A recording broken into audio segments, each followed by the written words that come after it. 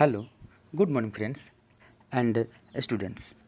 Today I have learned ninth class NCERT book History, chapter number 1, The French Revolution. इस अध्याय का सबसे आखिरी प्रश्न, how do you explain the rise of Napoleon? आप Napoleon के उदय की व्याख्या कैसे करेंगे? Here answer is Napoleon Bonaparte was born in 1769 in Azaco, the capital of Corsia, the island of Rome, Sea.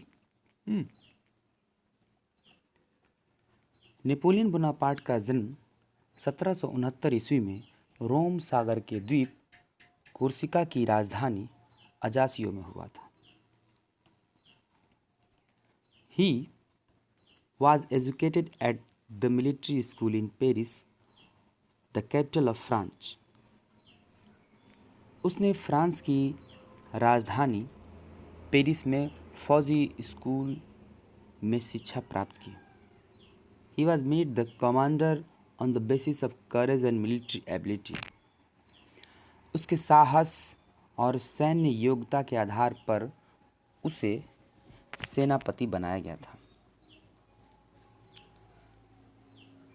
Napoleon became the first consul by overthrowing the rational of the 1799 Directory and 1804 he declared himself emperor.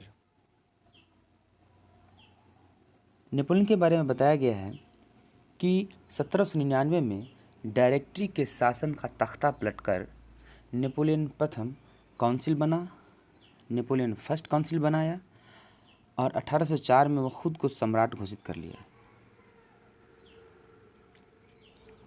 वह खुद को Europe के आधुनिकीकरण का अग्रदूत मानता था, यानी वह खुद को यूरोप को मॉडलाइज करने के लिए खुद को अपने आप को एबल मानता था। कॉन्फिडेंस उसके अंदर में भरा हुआ था। Work done by them abolish feudal system. उनके द्वारा किए गए काम में सबसे पहला बिंदु है सामंती व्यवस्था को समाप्त करना। सामंती शब्द जब यहाँ आता है तो सामंती शब्द का अर्थ यहाँ आपको जानना ज़रूरी हो जाता है। सामंती व्यवस्था जो है वो मध्यकाल युग में यूरोप और इंग्लैंड में राजाओं को जो सर्वे सर्वा लोग मानते थे उसे ही सामंती व्यवस्था कहा गया है। और सबसे निचले पायदान पर इसमें किसान होते थे। इस युग में ही चापलूस आदमी जितने भी होते थे वो राजा के प्रति स्वामी भक्त दिखाते थे और ज़मीन पाते थे। तो इस सामंती व्यवस्था में पर्सनल लोगों को, जो राजा करीबी होते थे, उनको फ़ायदा होता था।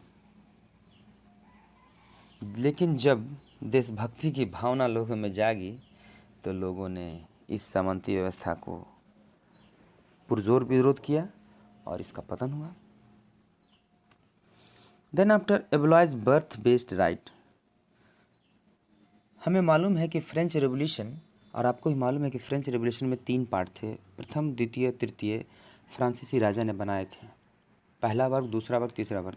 तो जो बर्थ बेस्ड राइट अर्थात जो जन्म आधारित कानून बनाए थे पहले और दूसरे वर्ग के लिए, उसको समाप्त किया गया।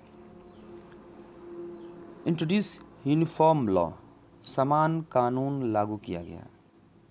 एक कॉमन करेंसी, एक आम मुद्रा लागू किया गया। इस चैप्टर में नेपोलियन के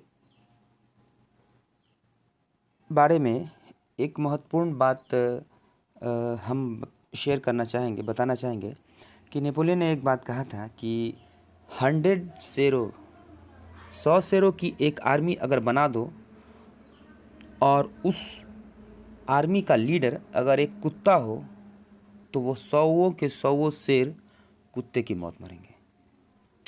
बट अगर 100 कुत्तों का नेतृत्व अगर एक शेर कर रहा हो तो सभी जो है वो शेर की भांति लड़ेंगे।